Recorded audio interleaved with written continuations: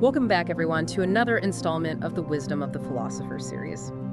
Today, we're getting into Plato's Laws. It's this really expansive work laying out a whole vision for how society should be structured, how it should be governed. And before we jump in, if you enjoy these explorations into philosophy, please do take a second to like this video and subscribe to the channel. Clicking that notification bell means you won't miss our future discussions. We'd also love to hear from you in the comments. Absolutely. Your thoughts really add to the conversation. And Laws is quite the text. It really pushes you to think about the absolute basics of political and social organization. Right. So our goal today is to kind of pull out the core ideas, understand Plato's framework for, well, maybe not a perfect state, but at least a well-ordered one. We'll look at the big principles, but also some of the surprisingly specific rules he thought were crucial. And the setup is quite interesting itself. It's framed as this dialogue, right, between an Athenian stranger, who is presumably Plato's mouthpiece, mostly a Cretan named Cleinias, and a Spartan, Megillus. They're walking from Kenosis to this cave and temple of Zeus. Yeah, and that journey, that conversation, lets Plato bring in different perspectives on laws, on customs, mostly through the Athenian explaining things. There's a lot to unpack in their talks. Definitely. So maybe let's start with something right near the beginning, this idea about where laws even come from, the divine aspect. Ah, yes. He brings up the idea that laws might originate with the gods. Zeus for Crete, Apollo for Sparta.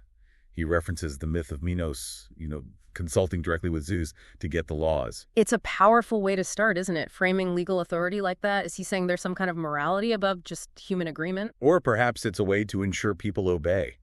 Give the laws a weightier foundation. Makes you think how different that is from, say, modern secular views of law. It's a fundamental point. Linking law to the divine immediately brings up questions of legitimacy, justification. Are there universal principles out there, independent of what we decide?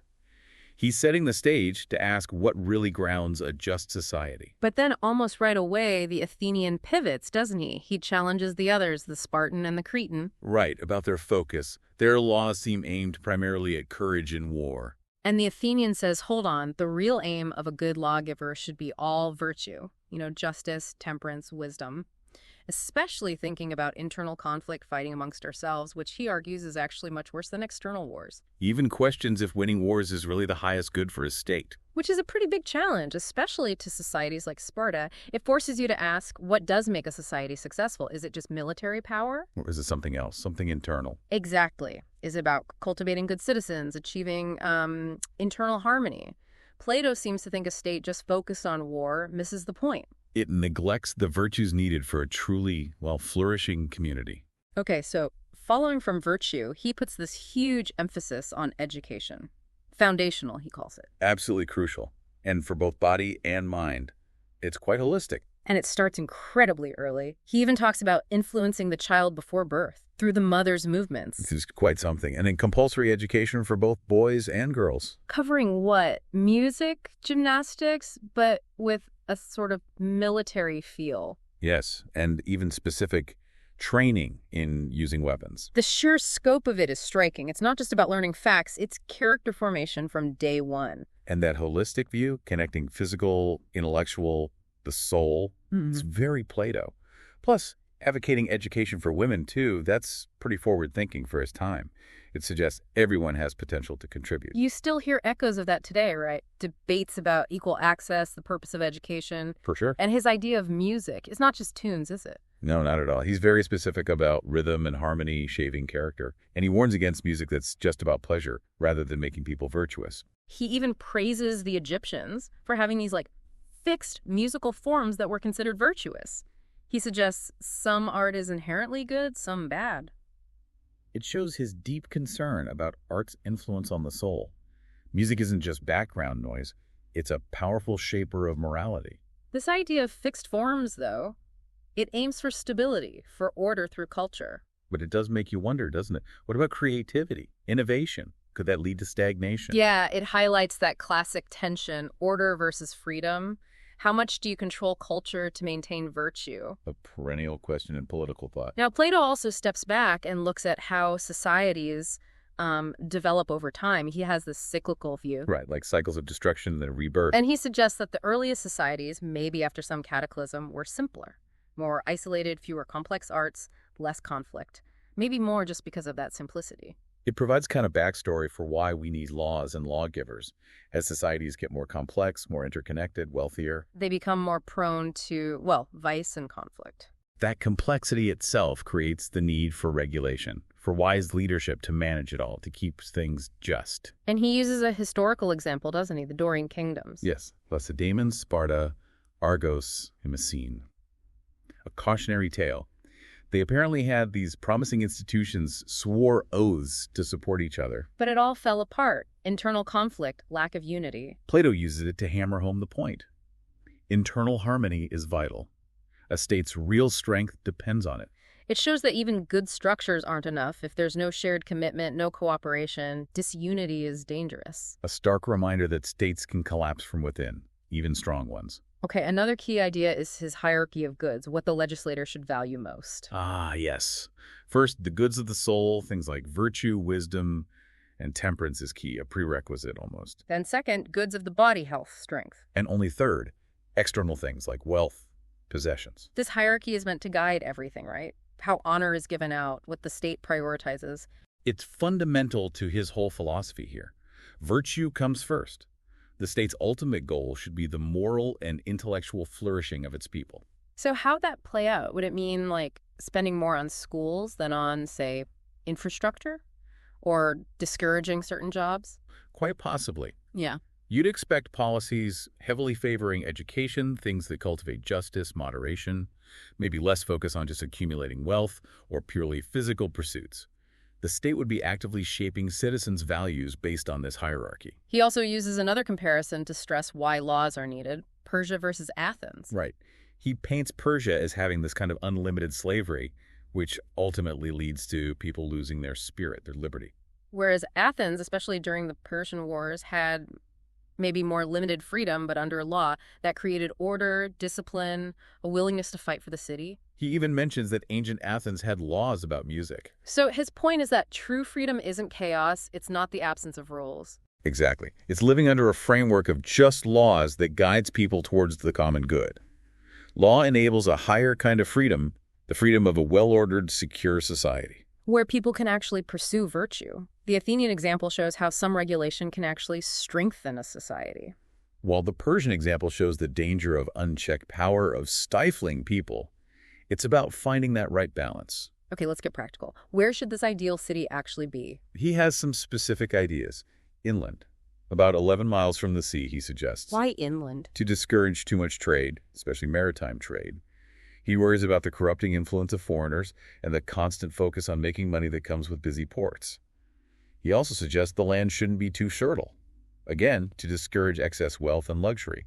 Self-sufficiency is the goal, rather than lots of imports and exports chasing gold and silver. It definitely shows his suspicion of wealth and commerce as potential threats to civic virtue. He wants a less materialistic, more self-reliant society. But wouldn't that risk isolation? Maybe stagnation? Don't you get new ideas from interacting with others? That's the potential downside. Absolutely. It's a trade-off. Plato seems willing to sacrifice some dynamism for stability and virtue. It raises big questions about openness versus preservation. Then there's that surprising bit about tyrants. Oh, the thought experiment, yes. He considers the fastest way to set up a good state. And he suggests maybe a young tyrant who happens to be virtuous, intelligent, maybe lucky. Collaborating with a great lawgiver. Right. The idea is that concentrated power, if in the right hands and guided by wisdom, could implement good laws very quickly. It's surprising because Plato is generally very critical of tyranny. It is. But it underlines that the character and wisdom of the rulers matter immensely, perhaps even more than the specific form of government in some, well, very fortunate circumstances. It's a concession that maybe good can come even from non-ideal systems under specific conditions. Leadership and virtue remain key, regardless of the political structure. He also really drills down on truth and justice. Truth is called the very first gift, divine and human, essential for trust. And the best person isn't just someone who doesn't do wrong, but someone who actively stops injustice, helps punish it. And interestingly, he flags self-love, excessive self-interest, as a major cause of mistakes and wrongdoing. That fits perfectly. A just society needs truth, needs people to look beyond their own selfish desires towards the common good. Overcoming that self-interest is crucial for justice. He uses an analogy, too, the weaver. Ah, yes.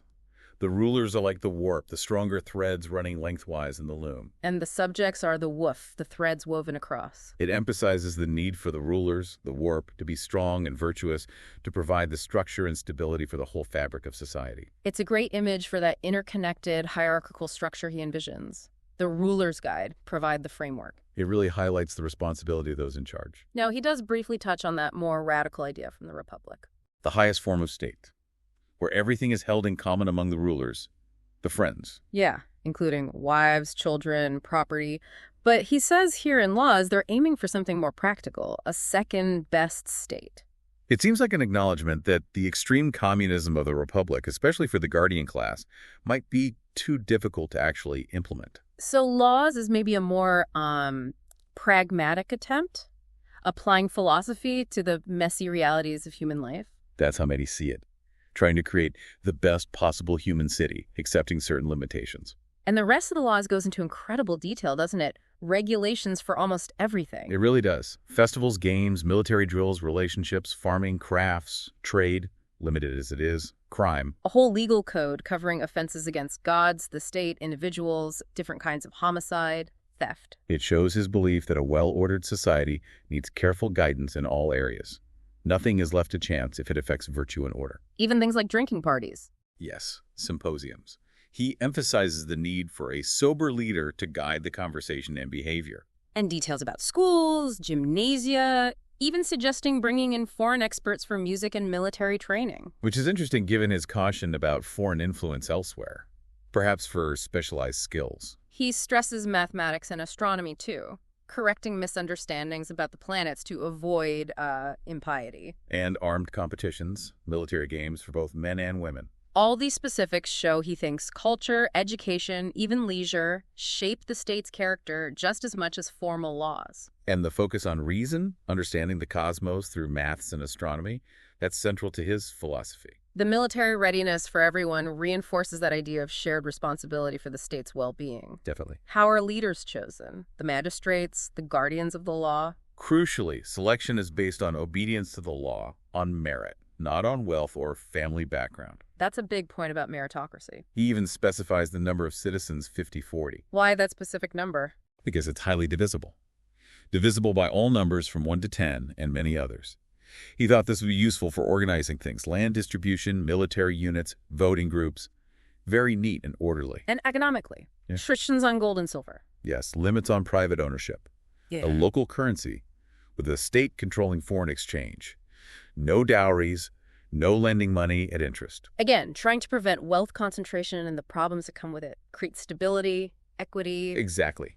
Counteracting the potential for corruption and inequality that he sees as so dangerous. And finally, towards the end, he proposes this special council. The Nocturnal Council, yes. Made up of older, experienced statesmen, priests. What's their job? To continually review the laws, refine them, study the practices of other states, selectively, of course, to gather wisdom. So governance isn't static. It needs ongoing reflection, adaptation.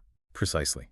The council is there to ensure the state remains wise and just over the long term, preventing it from getting stuck or outdated.